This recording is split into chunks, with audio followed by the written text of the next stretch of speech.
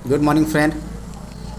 चलिए आज हम कक्षा 10वीं का एक बीटीसी का बुक है जिसका प्रश्नावली है 2.2।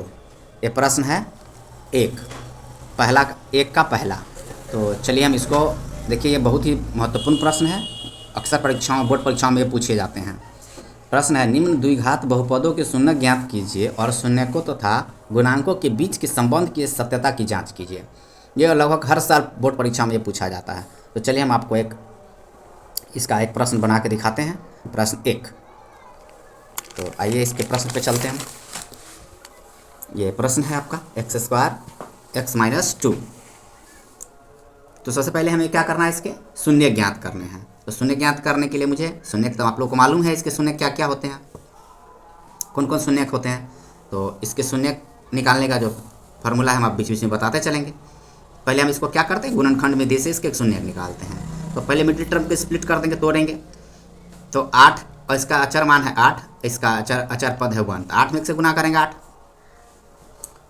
तो अब क्या करना है, हमें इसको जोड़ने और घटाने पर 2 आना चाहिए। ऐसा 2 टर्म लेंगे जिसको गुना करने पर 8 आ जाना चाहिए। देखिए जैसे x², ये फर्स्ट टर्म में छोड़ दिए हम इसी तरह से, ये वाला माइनस लगा दिए, बीच में ये खाली जगह छोड़ दिए और ये x यहाँ लिख दिए, माइनस सेट कर दिए। अब यहाँ क्या करना है, हमें इसमें ऐसा 2 टर्म यूज करना है जिसको जोड़ने या घटाने पर 2 आना चाहिए और गुना करने पर 8 आना चाहिए। तो हम क्या करेंगे, इसके बनाने के जो मेथड है ये देखिए हम बताते हैं। जैसे 8 में 1 से गुना करेंगे तो 8 होगा, 8 इकाई 8 होगा। तो 8 को हम क्या करेंगे, 8 लिख दिए, इसका एलसीएम लेंगे तो 2 2 चौका 8, फिर इसका एलसीएम लेंगे तो 2 से 2 दूनी 4। तो इसमें कितने 2 आ रहे हैं, इसमें आ रहा है 2 2 2 आ रहा है। तो इसको हम क्या करेंगे, देखिए इसके अब इस 2 को एक साथ रखेंगे तो 2 दूनी 4, और ये अलग रखेंगे तो 4 में 2 घटा देंगे तो क्या रहा है 2, और 4 में 2 से गुना कर देंगे तो 8 आ जा रहा है। देखिए हमारा 2 टर्म मिल रहा है, 4 - 2 आ जा रहा है। इस तरह से बीच में क्या लिख देंगे, 4 घटाओ 2। अब बना देंगे इसको x², इस माइनस में गुना करेंगे तो -4x, माइनस माइनस +2x -8। अब इसको कॉमन ले लेंगे, इस दोनों टर्म में, उस दोनों टर्म में कॉमन लेंगे तो दोनों टर्म में कॉमन लेंगे तो x हो जाएगा कॉमन, तो x -4। इसमें कॉमन लेंगे तो +2, तो x -4। अभी देखिए दोनों ब्रैकेट हमारा समान मिल गया, तो वो कॉमन x +2, ये x और +2 एक साथ हो जाएगा और इस दोनों में से कोई एक हो जाएगा, x -4। या हम लिख सकते हैं x +2 बराबर, क्योंकि हमको शून्य ज्ञात करने हैं तो x बराबर क्या हो जाएगा -2। फिर उसी तरह से x -4 बराबर 0 या x बराबर 4। अतः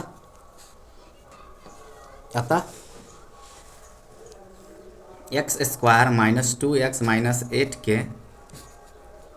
शून्य कौन कौन हो गए, शून्य बराबर हो जाएंगे -2 और 4। अब संबंध दिखाना है। अब संबंध दिखाने के लिए हम लोगों को पता है कि शून्यकों का योग क्या होता है, शून्यकों का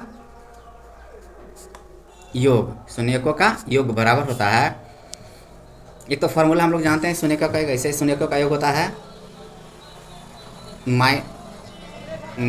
माइनस x का गुणांक बट्टा x² का गुणांक। अब यहाँ आपको एक चीज़ और समझा देते हैं कि जैसे शून्यकों का योग होता है अल्फा प्लस बीटा बराबर क्या होता है -b/a, और शून्यकों का गुणनफल अल्फा × बीटा बराबर होता है c/a। जरा इस फार्मूला को गौर करेंगे तो ई जो होता है -b/a, तो b किसका टर्म है, देखिए b जो होता है ये हमारा टर्म, b हमारा क्या है -2 है, और a जो हमारा 1 है। इसी चीज़ को यहाँ लिख दिया जाता है x का गुणांक बटा x² का गुणांक। तो अब देखिए शून्यकों का योग, तो शून्यक हमको क्या क्या निकला, शून्यक निकला एक हमारा निकला है यहाँ पर क्या क्या निकला है -2, और एक शून्यक निकला है 4। तो -2 + 4 बराबर x का गुणांक देखेंगे यहाँ पर, तो x का गुणांक क्या है हमारा -2, तो माइनस पहले से यहाँ है, और इसका x का गुणांक -2 बाई x² का गुणांक क्या है, x² का गुणांक देखिए यहाँ पर 1 है, तो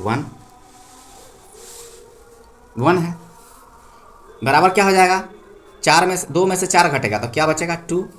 आगे देखेंगे तो माइनस माइनस 2/1, ये 2/1 इक्वल टू 2।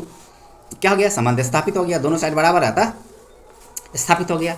अब पुनः अब शून्यकों का योग कर लिया, अब हम शून्यकों का गुणनफल लेंगे।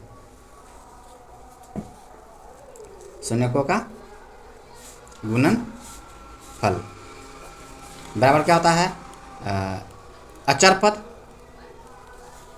पद बट्टा एक्स स्क्वायर का गुणांक, एक्स स्क्वायर का गुणांक। तब शून्यकों का गुणनफल करने के लिए शून्य क्या था, -2 × 4। इधर क्या होगा, अचर पद हमारा क्या है, अचर पद देखेंगे इस सवाल में, तो अचर पद क्या आ जा रहा है, अचर पद हमारा आ जा रहा है -8। एक्स स्क्वायर का गुणांक क्या है, एक्स स्क्वायर का गुणांक जो है हमारा क्या है, एक्स स्क्वायर गुणांक 1 है। तो अचर पद आया -8 × 1, इसको गुना कर देंगे तो 4 दूनी 8 -8 बराबर क्या हो गया, -8। देखिए दोनों साइड यहाँ संबंध स्थापित हो गया। इस तरह से ये सवाल बन गया। चलिए, हमें उम्मीद है कि आपको यह प्रश्न समझ में आया होगा। मिलते हैं अगले वीडियो में, फिर इसका हम अगले 2 बना कर दिखाएंगे। मिलते हैं अगले वीडियो में। Thank you, have a nice day.